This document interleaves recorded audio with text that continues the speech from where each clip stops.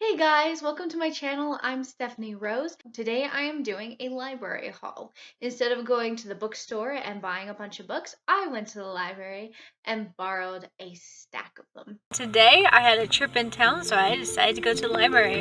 I'm at the library.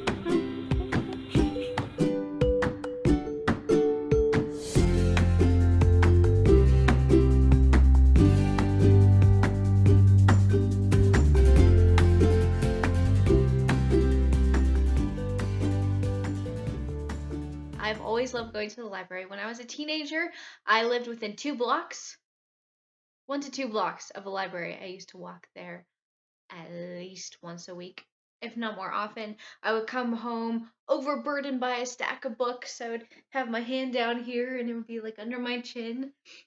I would bring home like 7 to 10 books. And then I would wait to read them all until right before they were due, and then they would be overdue, or I would return them without having read them. But I've always loved going to the library. I did restrain myself this time. I told myself, Rose, do this within reason. So I only have 5. 2 of them were already on my I plan to read this year list. One of them I never heard of. One of them is an author that I've been wanting to read. And then the other one is just something that I saw and I was like, oh, I've been wanting to read this too. So I grabbed it. So I predict several renewals in the future if I want to get them all read.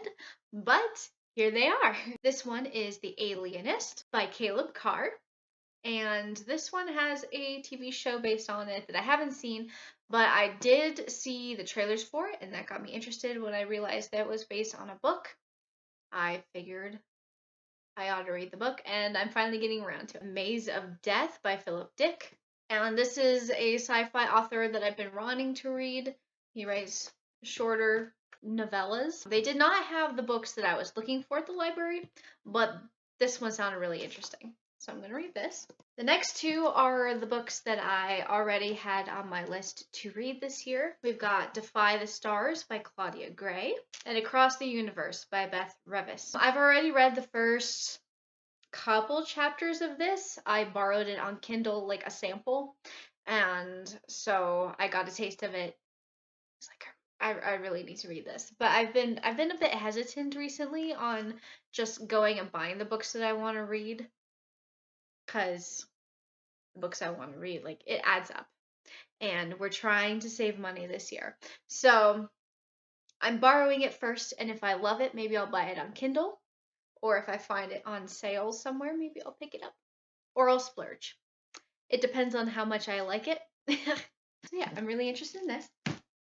And then I wanted to find a book that I'd never heard of before. I don't know how popular this book is. It's not fueled by any of that. I saw the title.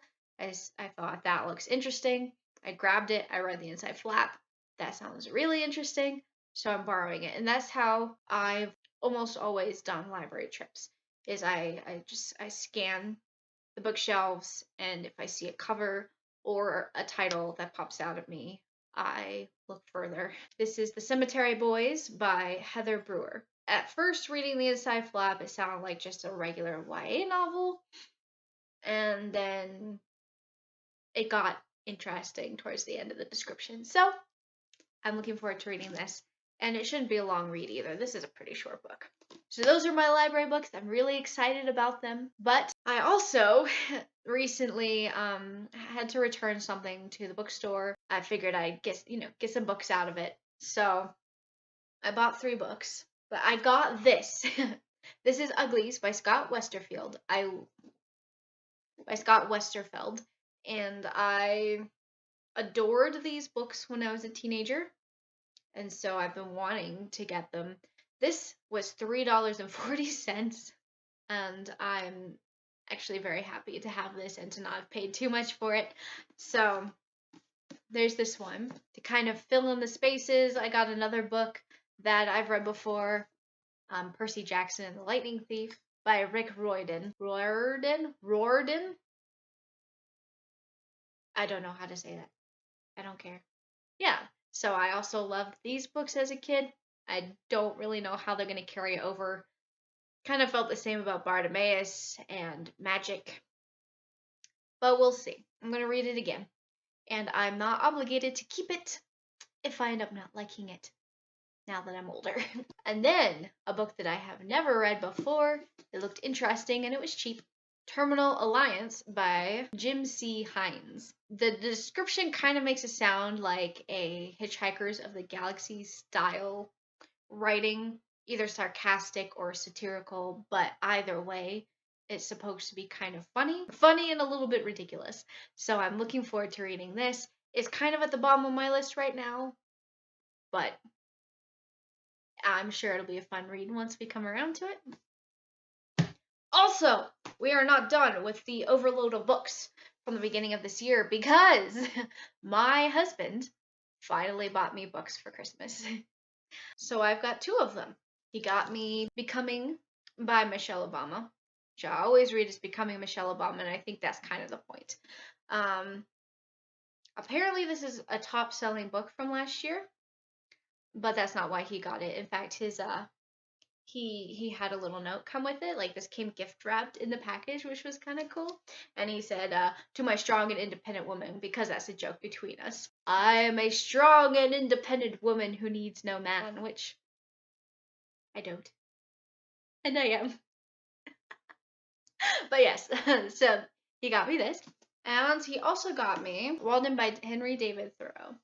And what's special about this book in particular is it's actually a scan of, I don't know if it's the original work or an old edition of the work. But here, take a look. This is, I hope that's focusing. This is a scholastic edition. Like these notations in here, they're not from me. They're from other people who studied this book. Here we go. You are holding a reproduction of an original work that is in the public domain in the United States of America and possibly other countries. Blah, blah, blah, blah, blah. This book may contain prior copyright references and library stamps, as most of these works were scanned from library copies. These have been scanned and retained as part of the historical artifact. This book may have occasional imperfections such as missing or blurred pages, poor pictures, errant marks, etc., that were either part of the original artifact or were introduced by the scanning process. We believe this work is culturally important, and despite the imperfections, have elected to bring it back into print as part of our continuing commitment to the preservation of printed works worldwide. We appreciate your understanding of the imperfections in the preservation process and hope you enjoy this valuable book. And I love it more for that. I'm not sure if I would have appreciated it as much in a new edition form, but the fact that this has historical significance and cultural significance, and the fact that it is a replica and preservation of history, I think that that is really cool. And while I've heard that is a fairly boring book and difficult to read, I am very interested in sitting down and powering through it because it is sort of thrilling to feel like you're reading something old and important. So, hi. So those are all the books that I have that I need to read within the next few months. They're all on the list. Well, except for these. These aren't on the must-read soon list. And the ones from my husband are on the must-read list because they're from my husband and I want to read them and say, hey, babe, thank you so much. I enjoyed these books. And then the other ones, obviously, they're library books. They're going to be due. So, anyway, that's all I have for today. If you liked this video and want to see more, subscribe to my channel below if you haven't already. And also, if you enjoyed this video, like and comment below. It'll really help me out. What is your favorite part of the library? And how do you usually pick out your books? Do you go pre-planned? Do you just peruse and find something that strikes your fancy like me? Also, as always, my Twitter and Instagram links are below. I post reading pictures, an update on what I'm currently reading, and I also give a heads up when I'm editing and about to post a video. So go ahead and follow me on those. Anyway, as always, thanks for watching, and I will see you guys next time. Bye! Meet our new kitty, Mrs. Grace. She's a cat. of some friends who are moving overseas. So we're taking her for them because they weren't able to bring her. Also, our cat, Grace, does not have a voice box, so her meows come out like it's really cute. Aren't you cute, Grace? Yes, you're cute.